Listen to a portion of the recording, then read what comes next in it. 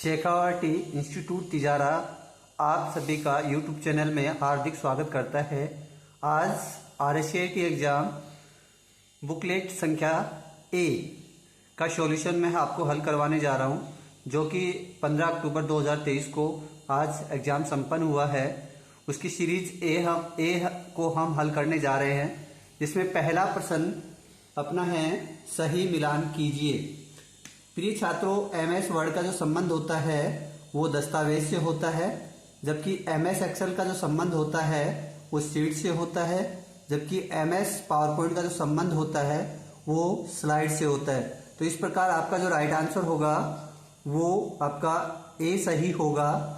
Question संख्या 2 देखिए, MS word 2010 में चयनित टेक्स्ट अथवा ऑब्जेक्ट को काटने के लिए कौन सा कीबोर्ड शॉर्टकट प्रयुक्त होता है। प्रिय छात्रों, यहाँ पे आपको जो शॉर्टकट पूछी गई है वो कट की शॉर्टकट पूछी गई है। तो आप सभी को पता है कि कट की शॉर्टकट जो होती है वो Ctrl+X होती है। इस प्रकार आपका राइट आंसर होगा ए। प्रश्न संख्या 3 देखिए, MS वर्ड 2010 में फाइंड एवं रिप्लेस सुविधा का क्या उद्देश्य है। प्रिय छात्रों, फाइंड एवं रिप्लेस खोजने और किसी शब्द को अन्य नाम से रिप्लेस करने के लिए आपको पूछा गया है। तो फाइंड और रिप्लेस करने का जो कार्य होता है वो आपका बी ऑप्शन से संबंध होता है।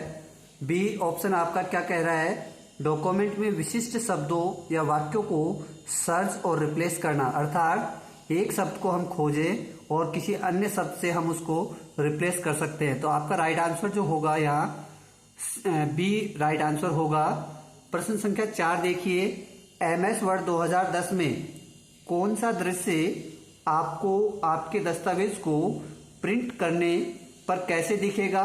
जी छात्रों, प्रश्न संख्या 4 का जो राइट आंसर होगा वो बी होगा, क्योंकि यहाँ पे आपसे क्या पूछा गया है, MS वर्ड 2010 में कौन सा दृश्य आपको आपके दस्तावेज को प्रिंट करने पर कैसे दिखेगा, मार्जिन्स और पेज ब्रेक डिस्प्ले के साथ। तो यहाँ पे जो राइट आंसर होगा प्रिंट लेआउट व्यू होगा। प्रश्न संख्या 5 देखिए, ई मित्र पोर्टल के माध्यम से कौन सी सेवाओं का लाभ उठाया जा सकता है। देखिए, आप बिल का भुगतान भी कर सकते हैं, प्रमाण पत्र के लिए आवेदन भी कर सकते हैं, शिकायत दर्ज करना ये कार्य भी कर सकते हैं। तो इसका राइट आंसर होगा डी, ये सभी। अपना प्रश्न संख्या 6 देखिए, क्या कह रहा है, MS वर्ड 2010 में पाठ के रूप में दिखाने के लिए जिन रिबन टैब में विकल्प होते हैं, जैसे फॉन्ट कलर, हाईलाइट कलर, क्या है। इन सबको प्रिय छात्रों आप होम टैब के माध्यम से कर सकते हैं, अर्थात इसका राइट आंसर होगा आपका ए। ये सभी फॉन्ट कलर, हाईलाइट कलर इत्यादि सभी आपके होम टैब पे होता है, जबकि इंसर्ट टैब जो होती है वो किसी पिक्चर वगैरह इंसर्ट करने के लिए होती है, पेज लेआउट से संबंधित होता है, और रेफरेंस जो होता है वो रेफरेंस से संबंधित होता है। तो यहाँ पे आपको फॉर्मेटिंग के लिए पूछा गया है, तो मोस्टली फॉर्मेटिंग का जो संबंध होता है वो ए विकल्प से होगा, अर्थात होम इसका राइट आंसर होगा। प्रश्न संख्या 7 देखिए, क्या कह रहा है, MS वर्ड 2010 में चयनित टेक्स्ट एवं ऑब्जेक्ट की प्रतिलिपि बनाने के लिए कौन सा कीबोर्ड शॉर्टकट होता है। प्रिय छात्रों, यहाँ प्रतिलिपि का मतलब कॉपी करने से पूछा गया है। तो आपको सभी को पता है कि कॉपी करने की शॉर्टकट Ctrl+C होता है, अर्थात आपका राइट आंसर होगा Ctrl+C। प्रिय छात्रों, प्रश्न संख्या 8 देखिए, MS वर्ड 2010 में सेव एज डायलॉग बॉक्स खोलने के लिए कौन सी शॉर्टकट कुंजी उपयोग की जाती है। प्रिय छात्रों, सेव करने की शॉर्टकट तो Ctrl+S होती है, लेकिन सेव एज करने की शॉर्टकट यहाँ पूछी गई है, तो इसका राइट आंसर डी होगा। यहाँ पे राइट आंसर आपका डी होगा, न कि Ctrl+S होगा। प्रिय छात्रों, प्रश्न संख्या 9 देखिए, MS वर्ड 2010 में आखिरी क्रिया को वापस लेने के लिए कौन सा कीबोर्ड शॉर्टकट होगा। यानी आपसे अंडू की पूछी गई है। अंडू की शॉर्टकट होती है Ctrl+Z और रीडू की होती है Ctrl+Y। तो यहाँ पे अंडू पूछा गया है, यानी पूर्ववत स्थिति में जाने के लिए। तो पूर्ववत स्थिति में जाने के लिए राइट आंसर आपका होगा बी। प्रश्न संख्या 10 देखिए, MS एक्सेल 2010 में एक्सेल वर्कबुक्स के लिए क्या फाइल एक्सटेंशन होता है। प्रिय छात्रों, आप सभी बच्चों को पता है कि MS एक्सेल का जो एक्सटेंशन होता है वो .xlsx होता है, जबकि .docx जो होता है वो वर्ड का होता है और .pptx जो होता है वो पावर पॉइंट से होता है। अर्थात यहाँ पे अपने को पूछा गया है एक्सेल वर्कबुक का, तो यहाँ पे राइट आंसर ए होगा। अगला प्रश्न संख्या 11 देखिए, MS एक्सेल 2010 में सेल, पंक्तियों और कॉलम के स्वरूप को स्वरूपित करने के लिए आदेश देने के लिए कौन सा रिबन टैब होता है? यहाँ पे प्रिय छात्रों, यहाँ पे आपका राइट आंसर होम टैब होगा। यहाँ पे आप पेज लेआउट न करें, क्योंकि MS एक्सेल में रो और कॉलम्स को फॉर्मेट करने का जो आपके विकल्प होते हैं वो होम टैब पे होते हैं, न कि आपके पेज लेआउट पे होते हैं। तो इसका राइट आंसर ए होगा। प्रश्न संख्या 12 देखिए, एक्सेल 2010 में एक नंबर की सीरीज को जोड़ने के लिए कौन सा फंक्शन प्रयुक्त होता है? तो सभी बच्चों को पता है जोड़ने के लिए सम फंक्शन का उपयोग किया जाता है, जबकि एवरेज औसत के लिए होता है, जबकि मैक्सिमम नंबर के लिए जो मैक्स नंबर निकालना होता है तो हम मैक्स का उपयोग करते हैं, और काउंट करना होता है तो हम काउंट का विकल्प का उपयोग करते हैं। तो यहाँ पे जो राइट आंसर होगा, आपसे योग पूछा गया है, नंबर्स का योग पूछा गया है, यानी जोड़ पूछा गया है, तो यहाँ पे राइट आंसर ए होगा। प्रश्न संख्या 13 देखिए, एक्सेल 2010 में एक बड़े वर्कशीट को स्क्रॉल करते समय दृश्य में रखने के लिए पंक्ति और कॉलम को फ्रीज करने के लिए कौन सा फीचर प्रयुक्त होता है?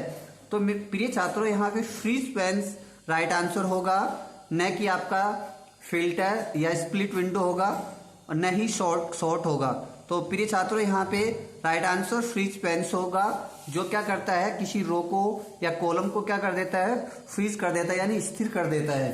प्रिय छात्रों, प्रश्न संख्या 14 देखिए, एक्सेल 2010 में एक सीरीज की वैल्यूज को ऑटो फिल करने के लिए कौन सा कीबोर्ड शॉर्टकट प्रयुक्त होता है? तो प्रिय छात्रों, आपको ध्यान होगा कि यहाँ पे कंट्रोल C जो होता है वो कॉपी के लिए होता है, कंट्रोल V वो पेस्ट के लिए होता है, और कंट्रोल A जो होता है वो सेलेक्ट के लिए होता है, और कंट्रोल जो R होता है वो आपका यहाँ पे राइट आंसर होगा, क्योंकि ऑटो फिल के लिए R होगा। आपको ध्यान होगा कि हम किसी वर्ड के अंदर बात करते हैं तो राइट R जो होता है वो राइट अलाइनमेंट के लिए होता है, जबकि यहाँ पे आपका राइट आंसर होगा कंट्रोल प्लस R। प्रश्न संख्या 15 देखिए, पावर पॉइंट 2010 में पावर पॉइंट प्रेजेंटेशन की डिफॉल्ट फाइल एक्सटेंशन क्या होगी? तो यहाँ पे ये प्रश्न पहले भी आ चुका है प्रिय छात्रों। यहाँ पे राइट आंसर होगा ए, जो कि PPTX राइट आंसर होगा। प्रश्न संख्या 16 देखिए, पावर पॉइंट 2010 में किस रिबन टैब में टेक्स्ट, इमेजेस और वीडियो को स्लाइड में डालने के लिए कमांड्स होते हैं? तो प्रिय छात्रों, यहाँ पे किस रिबन टैब में टेक्स्ट, छवियों, वीडियो को स्लाइड में डालने के लिए कमांड होती है? तो यहाँ पे आप देखिए, इंसर्ट टैब आपकी राइट आंसर होगा। यहाँ पे इंसर्ट जो होती है उसमें हम टेक्स्ट, इमेजेस और वीडियोज इंसर्ट कर सकते हैं। अगला प्रश्न संख्या 17 देखिए, पावर पॉइंट 2010 में स्लाइड सॉर्टर व्यू का क्या उद्देश्य है? प्रिय छात्रों, यहाँ पे स्लाइड सॉर्टर का जो होता है वो राइट आंसर होगा बी से है, प्रेजेंटेशन में स्लाइड को फिर से व्यवस्थित करने और संगठित करने के लिए यहाँ पे राइट आंसर होगा। प्रश्न संख्या 18 देखिए, पावर पॉइंट 2010 में टेक्स्ट और ऑब्जेक्ट में कस्टम एनिमेशन जोड़ने के लिए कौन सी सुविधा होती है? प्रिय छात्रों, यहाँ पे एनिमेशन होता है, एनिमेशन पेन आएगा राइट आंसर यहाँ पे, न कि एनिमेशन पेंटर आएगा, न कि ट्रांजिशन इफेक्ट आएगा। यहाँ पे किसी ऑब्जेक्ट और टेक्स्ट पे आपको एनिमेशन लगाना होता है तो हम एनिमेशन पेन का प्रयोग करते हैं। प्रश्न संख्या 19 देखिए, पावर पॉइंट 2010 में स्लाइड मास्टर का क्या उद्देश्य होता है? प्रिय छात्रों, स्लाइड मास्टर का जो उद्देश्य होता है सभी स्लाइडों में एक समरूप डिजाइन और लेआउट लागू करने के लिए, तो इसका राइट आंसर होगा बी। यहाँ पे कौन सा साइबर खतरा नहीं है, यानी आपसे पूछा गया है कि कौन सा साइबर क्राइम नहीं है। प्रिय छात्रों, तीनों ही साइबर क्राइम में आते हैं। मेलवेयर भी, मेलवर्टाइजिंग भी और सेशन हाईजैकिंग भी। तो यहाँ पे राइट आंसर होगा ये सभी साइबर खतरे हैं, तो राइट आंसर होगा यहाँ डी। एक वेबसाइट पर सिक्योर सील का क्या मुख्य अर्थ होता है? प्रिय छात्रों, यहाँ पे ए ऑप्शन है, वेबसाइट एक आकर्षक डिजाइन है। बी, वेबसाइट को सभी सुरक्षा समस्याओं से मुक्त किया जाता है। सी, वेबसाइट डेटा प्रेषण को सुरक्षित करने के लिए इंक्रिप्शन का उपयोग करता है। डी, वेबसाइट का प्रमुख ध्यान उत्पादों की बिक्री पर है। यहाँ पे आपको राइट आंसर होगा बी, क्योंकि सिक्योर सील वेबसाइट की सभी सुरक्षा समस्याओं से मुक्त किया जाता है। प्रश्न संख्या 22 देखिए, निम्नलिखित में से भारत में इलेक्ट्रॉनिक लेन देन और डिजिटल हस्ताक्षरों को प्रबंधित और नियंत्रित करने का खास उद्देश्य रखने वाले कौन से कानून का है? तो प्रिय छात्रों, यहाँ पे आईटी एक्ट 2000 होगा, क्योंकि राइट आंसर इसका यहाँ पे आईटी एक्ट 2000 होगा, क्योंकि IT act 2000 he digital signature को क्या करता है? प्रतिबंधित करता है। अगला देखिए प्रश्न संख्या 23, एक विंडोज ऑपरेटिंग सिस्टम में सिस्टम रिस्टोर का प्राथमिक उद्देश्य क्या है? प्रिय छात्रों, आपको पता होगा सिस्टम रिस्टोर जो होता है वो कंप्यूटर में किसी प्रकार की तकनीकी खराबी आने से हम फाइलों को वापस से रिस्टोर कर लेते हैं, इसलिए यहाँ पे राइट आंसर होगा यहाँ पे ए। देखिए ए क्या कह रहा है, ये ऑप्शन कंप्यूटर पर सभी फाइलों और फोल्डर। प्रिय छात्रों, एक विंडोज ऑपरेटिंग सिस्टम में सिस्टम रिस्टोर का प्राथमिक उद्देश्य क्या है? यहाँ पे राइट आंसर होगा सी। आपको मैंने बताया कि समस्या या त्रुटियों की स्थिति में पूर्व स्थिति में सिस्टम को वापस लाने के लिए एक तरीका प्रदान करने के लिए हम सिस्टम रिस्टोर का प्रयोग करते हैं। प्रश्न संख्या आपका 24 देखिए, प्रश्न संख्या 24 कह रहा है HTTP का वेब पतों के संदर्भ में क्या अर्थ होता है? तो यहाँ पे पूछा गया है कि HTTP का पूरा मतलब क्या है, फुल फॉर्म क्या है? तो आपको ध्यान होगा हाइपर टेक्स्ट ट्रांसफर प्रोटोकॉल। यहाँ पे देखिए यहाँ पे राइट आंसर आपका आ रहा है ए, क्योंकि यहाँ पे HTTP का फुल फॉर्म पूछा गया है, तो हाइपर टेक्स्ट ट्रांसफर प्रोटोकॉल होगा यहाँ पे राइट आंसर। प्रश्न संख्या 25 देखिए, वेब ब्राउज करने के लिए किस प्रकार के सॉफ्टवेयर का उपयोग कर सकते हैं? तो प्रिय छात्रों, वेब ब्राउज करने के लिए हम वेब ब्राउजर का प्रयोग करते हैं। वेब ब्राउजर आपको किसी भी वेबसाइट को ब्राउज करने की परमिशन देता है।